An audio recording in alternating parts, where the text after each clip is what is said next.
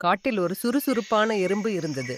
அது ஒரு நிமிடம் கூட ஓய்வெடுக்காமல் தானியங்களை சேகரித்து தன் புற்றில் சேமித்துக் கொண்டிருந்தது. எறும்பு உழைப்புடன் சற்றே முணுமுணுக்கும் குரலில், ஊம் ஊம், இந்த தானியத்தை எடுத்து வைக்கணும். மழைக்காலம் வரதுக்குள்ள நிறைய சேர்த்து வைக்கணும். வெட்டுக்கிளி பாட்டு பாடும் குரலில் கிண்டலாக, தின்னா தின்னா தானா தின்னா. ஹோய் எறும்பே, என்ன இது, உனக்கு வேற வேலையே இல்லையா? எறும்பு சற்று கோபமாக, வெட்டுக்கிளியே, நீயும் வந்து வேலை செய். இப்ப சுறுசுறுப்பா இருந்தாதான் மழைக்காலத்தில் கஷ்டப்படாம இருக்கலாம்.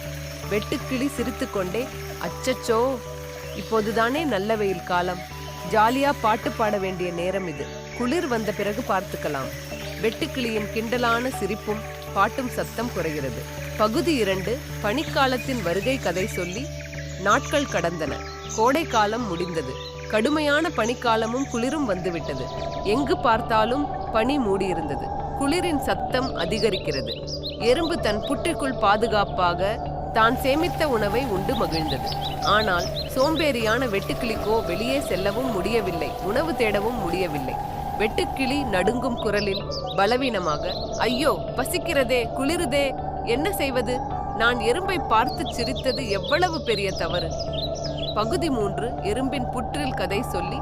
மிகவும் பசியுடன் வெட்டுக்கிளி நடுங்கிக் கொண்டே எறும்பின் புற்றின் வாசலுக்கு சென்றது. வெட்டுக்கிளி கெஞ்சும் குரலில், நண்பா எறும்பே, கதவை திற, எனக்கு பசிக்கிறது, நீ சேர்த்து வைத்த உணவில் கொஞ்சம் கொடு.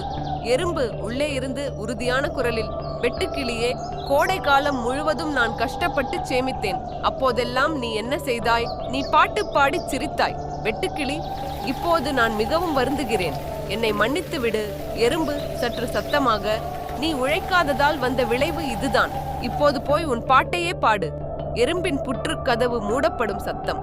கதை சொல்லி. வெட்டுக்கிளி தன் தவறை உணர்ந்து பாடம் கற்றுக்கொண்டது. கடின உழைப்பின் அருமையை அது புரிந்து கொண்டது. இறுதியில் மெதுவாக ஒரு நீதி கருத்தை வலியுறுத்தும் இசை. நீதி, இளமையில் கஷ்டப்பட்டால் முதுமையில் இன்பமாய் வாழலாம். சுறுசுறுப்புடன் உழைத்து சேமிக்க வேண்டும்.